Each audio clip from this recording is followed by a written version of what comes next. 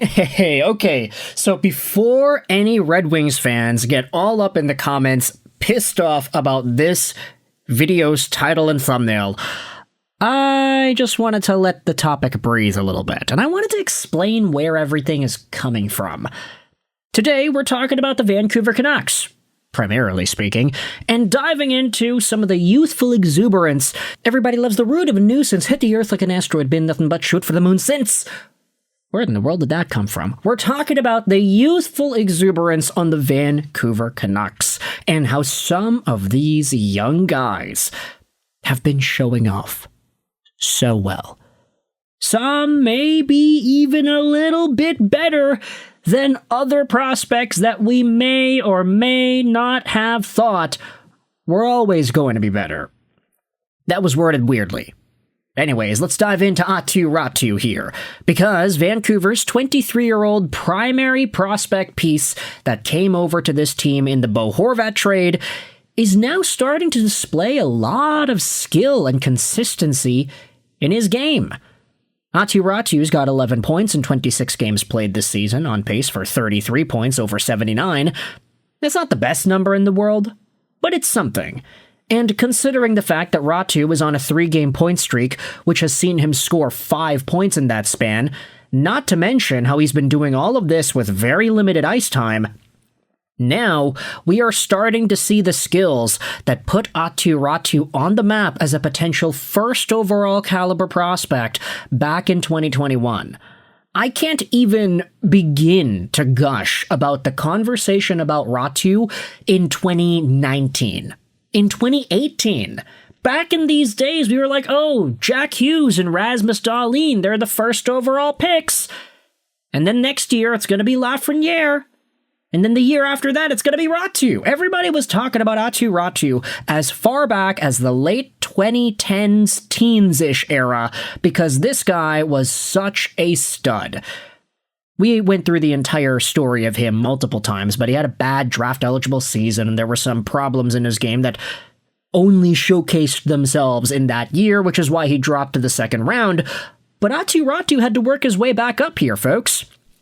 And now, he's in a position as one of the better Vancouver Canucks centers, who is tasked out there with his center face-off taking ability, and who is starting to get rewarded for his on-ice skill and effort. Take a look at this. This is hockeyreference.com. We don't use this website a lot because I don't really like the way it's formatted, but the information that really makes things stand out is all here. AATU RATY in his last 5 games has gotten a face-off percentage of 87.5 against Minnesota. He had 14 face-offs won, 2 face-offs lost. Against Utah, 87.5% again, 7 face-offs won, 1 face-off lost. Against Colorado, he had a 60% face-off percentage, 3 wins, 2 losses. Against LA, 5 wins, 3 losses, 62.5%. And then you have, against Anaheim, he actually lost more face-offs than he won. He lost 5, he won 4. That's a 44.4% face-off percentage. Never mind the fact that he's had at least a negative game in there.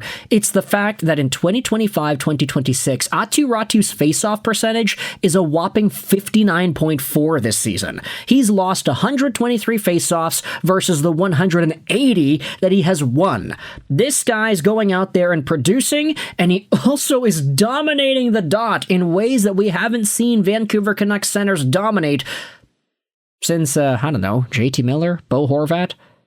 That's kind of a bad statement. JT was here in Vancouver literally last year. Anyways, AATU RATY's 23 years old. JT is not. JT's like a decade older than the guy. So obviously, there is some growth and potential left to be uncovered over the next few years. And you could say the same thing about the other standout Vancouver Canucks young guy who showed off well against Minnie the other day, Tom Willander.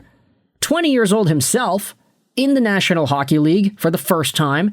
He's got 8 points in 19 games.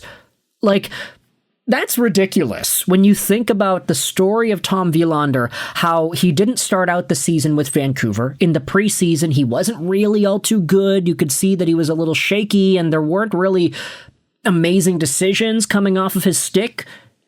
And so Vancouver started him out in Abbotsford. He didn't really produce all too much over there, but he did look decent. And because of the injury crisis on the Vancouver Canucks in this season, Tom Willander got pulled up. And he was able to replace Mancini because Mancini is out. No Forbort. He also is out. So Willander ends up suiting up in 19 NHL games. And he's got 8 points in them. Do the math over 82 games, and Tom Willander's current point production pace is 35 points. This guy is a rookie who didn't even make the team at first. And now he's here in Vancouver, and he's playing quietly some of the best hockey offensively and defensively we are seeing on that blue line. Never mind the fact that he started to get his points and he already got a goal and an assist against Minnesota the other day, plus 3 too, so awesome to see that out of Willander. But this is a guy who has totally taken over and been in a much better spot compared to where he was at the start of the year. Tom Willander and his overall productivity is one thing, but the actual calmness and the poise that he's got, the skating, it's dynamic, it's active, he pushes the pace, this is all elite. And now I'm really starting to believe in my heart of hearts that, Craig Button might have been right comparing this dude to Charlie McAvoy. You then had yourselves a bunch of tweets to go out there and talk about this stuff. Cam Robinson said that, hey, maybe it's time to give Tom Willander some more minutes because he's gotten himself a total points per 60 rating of 1.55. Tom Willander is outscoring Adam Fox. That's crazy. Now, to be fair, Fox is given all the minutes in the world, so I think him not being near the top of the list is quite indicative of the Rangers that he plays on, and plus the fact he's hurt right now, so we can't really go out there and criticize too hard. But Tom Willander is right there with Charlie McAvoy in points per 60 minutes, which is quite good, I'd say. You also had this tweet from Leo going out there and stirring the pot, and this is where Red Wings fans may get a little bit ticked off with the existence of this video. Willander was always the better draft pick over Axel Sandin-Pellikka. Oh boy, are we going to go there. Tom Willander was drafted 11th overall by the Vancouver Canucks in 2023. Axel Sandin-Pellikka was drafted 17th overall by the Detroit Red Wings in 2023. Vancouver had the chance to take ASP, and I think a lot of Canucks fans probably would have wanted to see that. But these guys were the next class of defensemen in the draft after Reinbacher and Simishev went number 1 and number 2 for D-men in the earlier part of the selection. But Willander and ASP, two right-handed Swedish defensemen, they were always going to be linked. But you could see it right here, man. Right now, Tom Willander has outscored Axel Sandin-Pellikka. And I get it. Red Wings fans might be looking at me saying, Lego, you betrayer. Like, how are you going to go out there and say that that's the truth here? Look, I'm going to say that long-term, I think that Tom Willander probably has the potential to be a much more stable all-round defenseman over ASP. But I think saying that, ASP has the same amount of points in 10 more games played at 20 years old isn't enough to fully convince me that ASP is a inferior player. Like, I think that they're very different. There are so many stylistic changes going from one to the other. One's a little bit bigger, one's a little bit smaller, one's more dynamic with his edge work, one's more dynamic in his activation. You can say that both of these guys have skills, but you could also say that they have skills that are very different from each other. I would not be surprised if long-term, Axel Sandin-Pellikka has a lot more points than Tom Willander does. If ASP is a 60-65 point defenseman every single year, but Willander is a 35 to 40 point defenseman every year, that wouldn't really surprise me. But it also wouldn't surprise me if Willander has more minutes, he has more blocks, and he has more hits and starts in the defensive zone versus Axel Sandin-Pellikka year in and year out. They're very different players. One just happens to be playing so well on Vancouver where he's being given a lot more opportunity because the team is so banged up.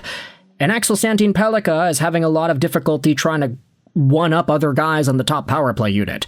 Now, to be fair, Willander is doing a lot of this without power play time as well. I get that he started out on the power play the other night. We won't talk about how Vancouver started the Minnesota game with 5 right-handed shots on a power play with Willander, Hronek, I think it was Sherwood, it was I don't know, somebody else, and Garland. Like, there were too many right-handed guys. Tom Willander hasn't really been given power play time, so you can make a very big argument that says that right now, he could be playing better than ASP. Will that be the case long-term? I'm not sure. You can let me know your thoughts in the comment section below. But also let me know your thoughts as to how you feel about Willander and AATU RATY so far for the Vancouver Canucks this year. Thoughts in the comment section below. I hope you enjoyed this video. Rolls 99, and bye.